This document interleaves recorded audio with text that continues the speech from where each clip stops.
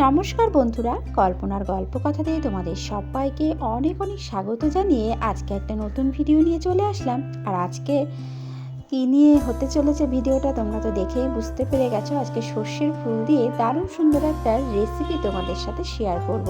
আশা করি তোমাদের ভালো লাগবে রেসিপিটা। দুপুরবেলা গরম গরম ভাতের সাথে প্রথম পাতে জমে যাবে এই রেসিপিটা। তো দেখো, সবার প্রথম আমি এই সর্ষের ফুলের ডানটি থেকে শুধুমাত্র ফুলের আগাগুলো, মানে যেটুখানিতে ফুল রয়েছে সেইটুখানি ছিঁড়ে নিচ্ছি। নিয়ে একটা পরিষ্কার জলে ঠিক এভাবে করে ধুয়ে, আলতো হাতে ধুয়ে এই প্লেটের মধ্যে রেখে দিচ্ছি। এভাবে করেই ধুতে হবে। জোরে চেপে বা ভেসিনের মধ্যে কল ছেড়ে ধুলে কিন্তু সমস্ত পাপড়ি কিন্তু আলাদা হয়ে যাবে। তো এই কারণে এভাবে করেই একদম নরম হাতে ধুতে হবে। ডোলে ডোলে ধুলে কিন্তু সমস্ত পাপড়ি আলাদা হয়ে যাবে ফুল থেকে। এই বাটির মধ্যে ব্যাটারটা করে নেব।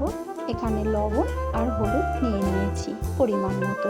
এবারে আমি এর মধ্যে দিয়ে দিচ্ছি কালো জিরে, তারপরে দিয়ে দিচ্ছি চালের গুঁড়ো, আর সামান্য পরিমাণ একটু বেসন দিতে পারো। আমি বেসন এই মুহূর্তে নেই, তাই জন্য 2 চামচ ময়দা দিয়ে দিচ্ছি।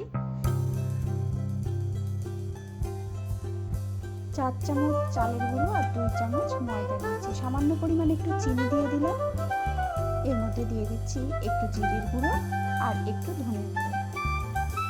শুকনো খোলায় জিরে ধনে ভেজে গুঁড়ো করে রাখা এখান থেকে হাফ টেবিল স্পুন করে দিয়ে দিয়েছি। এবার পরিমাণ মতন জল দিয়ে সুন্দর একটা ব্যাটার রেডি করে নেব।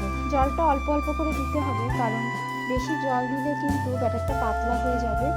খুব বেশি ঘন হবে না, খুব বেশি পাতলাও হবে না। দেখো ঠিক এরকম হয়েছে। আমি অল্প অল্প করে জল দিয়ে গুলে নিয়েছি ব্যাটারটা।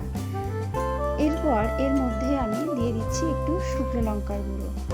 লঙ্কার গুঁড়োটা আমি দিয়েছি, তোমরা চাইলে শুধু কাঁচা লঙ্কাও দিতে পারো। ভালো করে মিশিয়ে নিলাম লঙ্কার গুঁড়োটা দিয়ে। এবারে আমি একটুখানি কুচনো লঙ্কাও দিয়ে দেবো। তোমরা শুকনো লঙ্কার গুঁড়ো দিতে না চাইলে শুধু লঙ্কা কুচিয়েও দিতে পারো। আমি দুটোই দিলাম অল্প অল্প করে। একটু বড়াগুলো ঝাল ঝাল হলে খেতে বেশি ভালো লাগে। তো ব্যাটারটা রেডি হয়ে গেছে। এবারে কড়াইতে দিয়ে দিলাম সাদা তেল, আর তারপর এবারে আমি 4-5টা করে ফুল নিয়ে ব্যাটারে চুবিয়ে এভাবে তেলের মধ্যে দিয়ে দেব। আর এভাবে করেই আমি সমস্ত বড়াগুলো একইভাবে তেলের মধ্যে দিয়ে দেব। কড়াইতে আমি যতগুলো ধরবে ততগুলো দিয়ে দেব, পরে আর এক ব্যাচ ভেজে নেব। তো একসাথে তো সবগুলো ভাজা যাবে না, কিছুটা কিছুটা করে ভেজে নেব। এবারে আমি বড়াগুলো উল্টে দিচ্ছি। উল্টে দিয়ে হালকা লাল লাল করে দুপাশ খুব সুন্দর করে ভেজে নেব। হালকা লাল লাল করে বড়াগুলোকে ভেজে উঠিয়ে নেব।